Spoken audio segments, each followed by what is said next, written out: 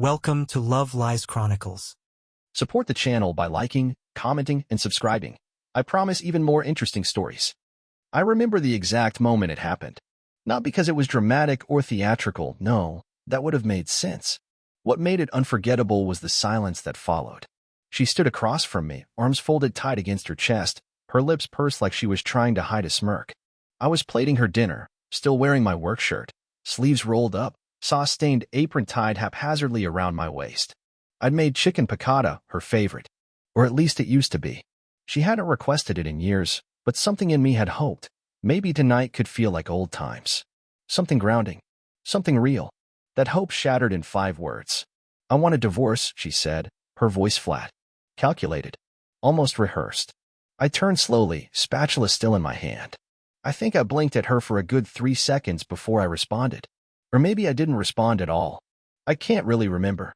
She must have misread my expression because she raised her eyebrows, like she was waiting for an argument, for fireworks, for me to plead.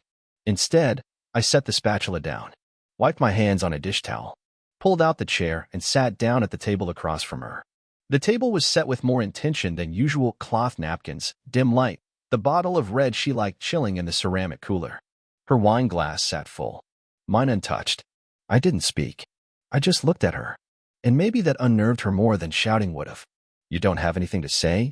she asked. I stood up without a word and left the room.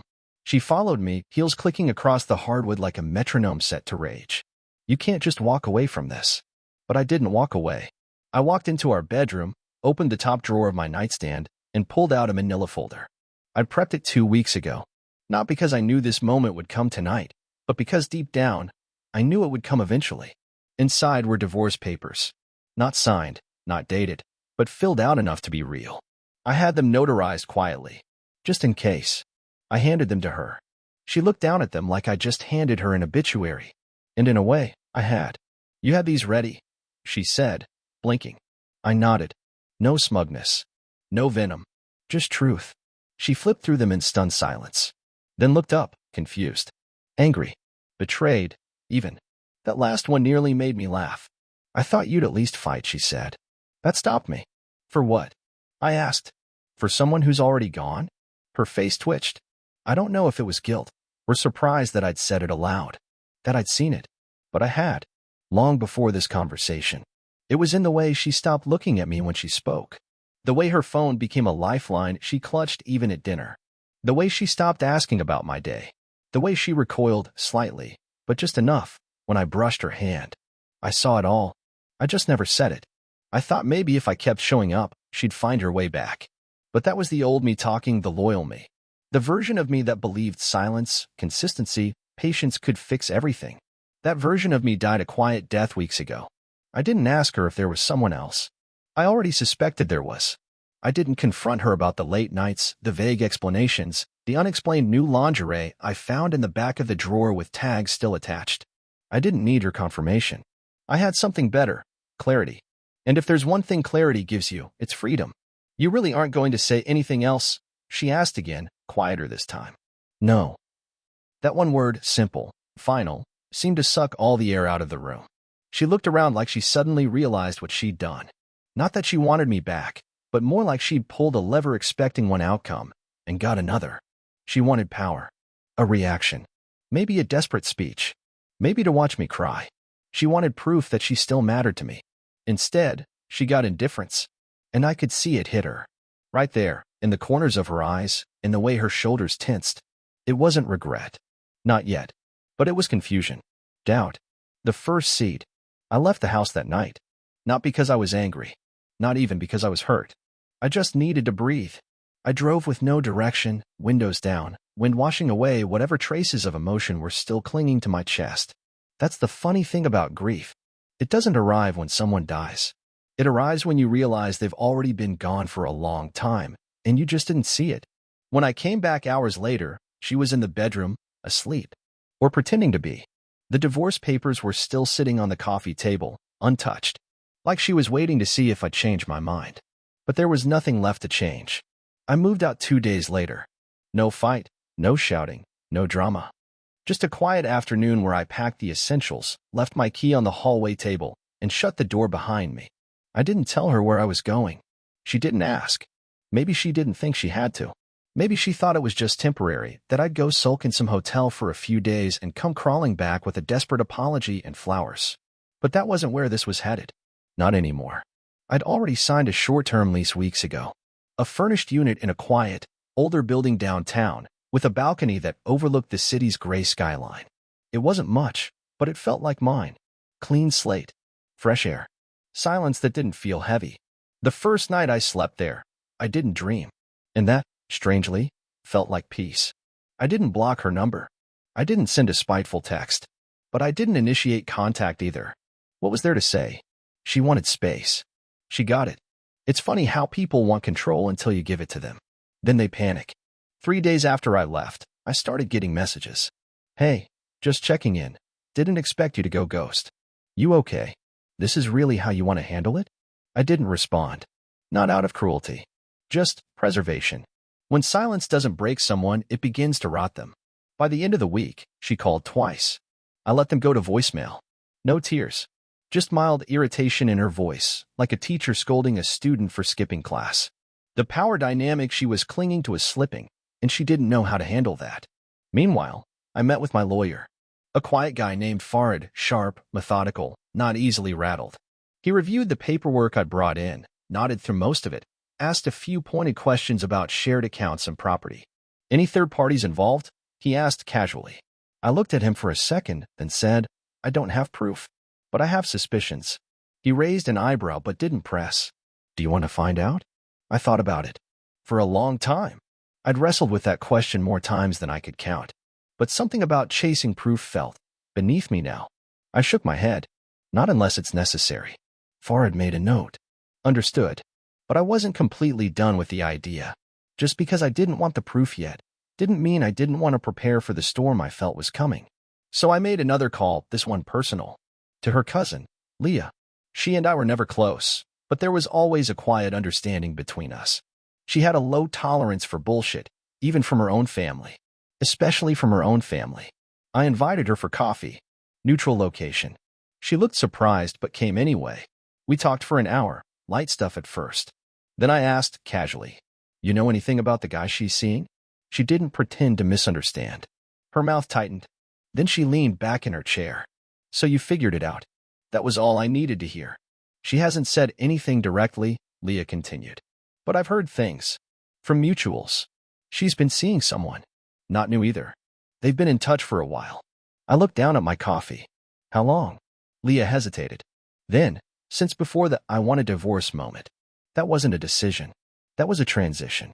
I nodded slowly. Something clenched in my jaw, but I didn't let it show. Do you know who? I asked. She hesitated again. I've got an idea, but I'll confirm it. Let me do some quiet digging. I agreed. We left it at that. She hugged me when we left. A real hug. No awkwardness. No pity. Later that night, I stared out at the city lights from my small balcony. My phone buzzed again. Her name lit up the screen. Are we seriously not even going to talk about this? I didn't respond. Not because I didn't have something to say, but because I wanted her to sit with the silence. Let her feel the vacuum. Let her feel the absence of power. She thought she'd own the aftermath. But all she had now were shadows. And I had time. And patience. And something she didn't expect me to have any more: leverage. It was Leah who finally said his name. She didn't call. She showed up at my apartment unannounced, holding 2 iced coffees and a folder under her arm. I let her in without a word, and she dropped the drinks on the counter like we were about to review tax documents. But it wasn't tax season. It was reckoning season. I confirmed it, she said, flipping the folder open. His name's Gavin. Ring any bells? I stared at the name on the printout. Gavin. Gavin Chandler. The same Gavin I'd gone into business with 7 years ago. The same guy I co-founded a boutique digital agency with before walking away 18 months ago, burned out, disgusted, and convinced the firm had lost its soul. I remembered the day I told my wife I was leaving. I'd expected resistance, maybe concern. Instead, she'd barely blinked. She encouraged it, in fact. You've been miserable, she'd said. This is probably a good thing. I thought she meant for me. But now, I saw it. She meant it was good because he would still be there. You're sure it's him? I asked. Leah didn't flinch.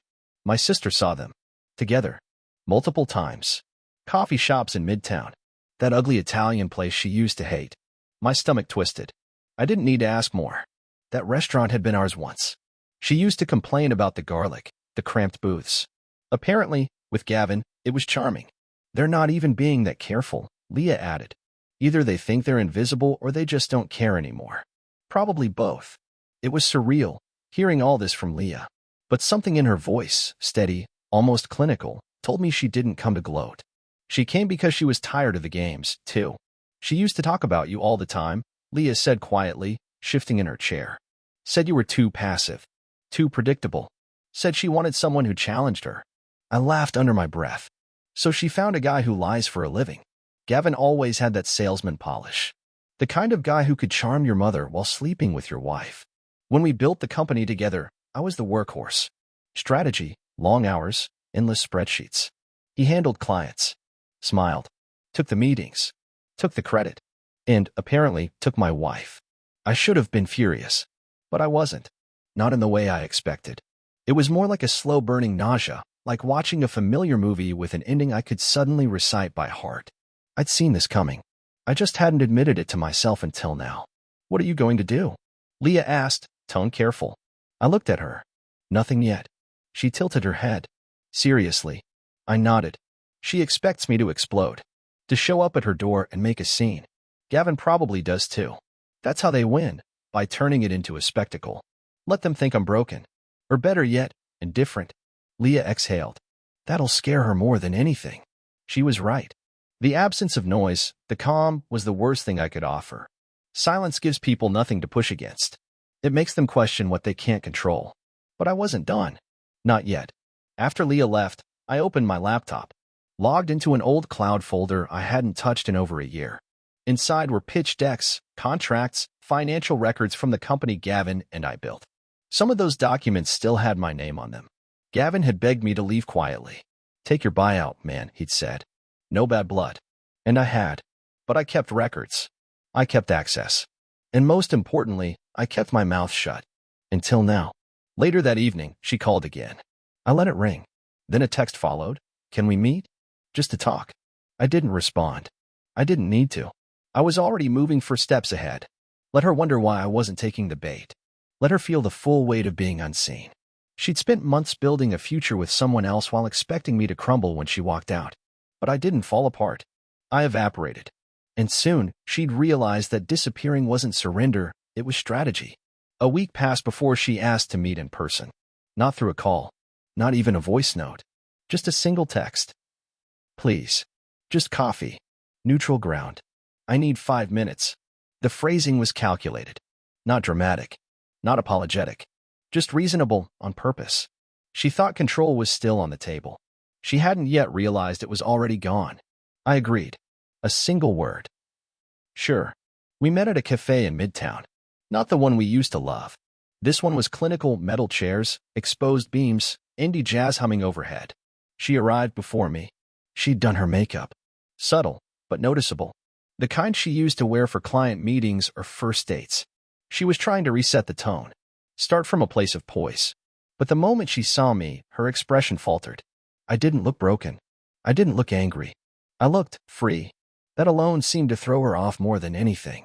She offered a polite smile, like we were old coworkers catching up after a long project. How are you? She asked, like it wasn't insane to say that to the husband you walked out on. I'm good, I said, and I meant it. She nodded, trying to gauge how much emotion she could risk showing. I know this has been hard. For both of us. I thought some distance might help us figure things out. You know, gain perspective. I stared at her. You mean the kind of perspective you get in a hotel room with my ex-business partner? Her eyes snapped up. Her mouth opened. I'd never seen her caught off guard before, not like this. She started to speak, then stopped, then tried again. I don't know what you think you know. Leah told me. And honestly, I'm not mad. Just surprised you thought I wouldn't find out. She sat back. No more pretending. No more smiling. You left, she said, as if that explained everything. You gave up on us. You checked out emotionally before I did.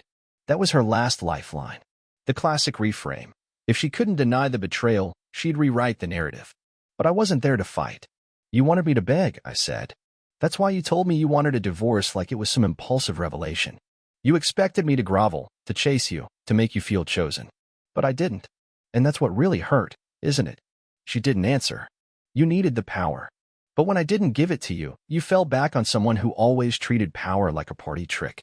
Gavin and I, she began. Don't care, I said, cutting her off. He can have you. He probably deserves what's coming. She blinked. What's coming? I sipped my coffee, slow and deliberate. Let's just say I've been revisiting some old contracts. Turns out, our separation doesn't just free me from this marriage. It gives me room to move, legally speaking. Her brow furrowed. You said you didn't want to go after him, that you weren't interested in revenge. I'm not, but I am interested in fairness. I reached into my coat and pulled out a plain white envelope. Set it on the table. She stared at it like it might explode. What is that? Your words. From a burner number. To Gavin. Compliments of Leah. She got screenshots before he wiped them. She thought you should have a copy. In case you need to remember how you laughed about keeping me around until the paperwork clears. Her face drained of color. I stood up, slow and calm. You were right. Some distance did help me gain perspective. And then I leaned in, just close enough to see the tremble she tried to hide. Next time you try to orchestrate a clean break, make sure your co-conspirator doesn't screw you over in the process. I didn't wait for a response. I didn't look back. She sat there, still as stone, while the barista called someone else's name. She texted me that night. First it was short. You didn't have to do that. Then more desperate. You're not like this. Please just let me explain everything the right way. And finally, please, just don't leave things like this. But I already had. The difference between disappearing and running away is intent. Cowards run. I vanished with purpose. Quietly. Legally. Clean. The next day, I closed the last joint account we still shared, an investment portfolio she never bothered to learn the login for. It was in both our names, yes, but all the contributions had come from me. She never even asked where the dividends were going. She assumed, like everything else, it would just keep benefiting her by default. That morning, I liquidated it and moved it into a private trust. For future use. For future peace. Not hers. The apartment lease was up in 4 weeks. I left the keys and paid off the last month in advance. Then I boarded a flight to Colorado, quiet town, project-based consulting gig, new address with no trail. A friend helped me land the job. He owed me one from years ago, and I cashed it in with no fanfare. She didn't know I was gone until a week later. The texts turned into missed calls. Then voicemails. I never listened to them. Not once. I heard she tried to contact Leah. That didn't go well. According to a mutual friend, Gavin ghosted her the moment things got complicated. He never planned on a future with her. She was an escape hatch, not a destination. He'd already been seeing someone else, someone with connections his company needed. My ex-wife hadn't just been betrayed. She'd been played. And for the first time, she couldn't flip the script. There was no one left to absorb the blame. I didn't smile when I heard that. Not really. But I did sleep easier. It took her another month to send the last message. You always said I'd regret pushing you too far. I just never thought it would feel like this. I was wrong. About so much. There was no follow-up. No more calls. Just silence, finally, the same silence I gave her when she thought she had the upper hand. I never replied. Not because I hated her, but because the last thing she ever said to me, the real last thing, not that text, was in our kitchen, over cold chicken piccata, when she squared her shoulders and said, I want a divorce. She expected drama, desperation, a battle she could win. Instead, I gave her dignity she didn't earn. And when she realized what she lost, she reached out, hands trembling, voice cracking, heart unmoored. But by then, I was already gone. And some silences are permanent. Dear listeners, please share your thoughts in the comments, and do not forget to like, share, and subscribe to the channel.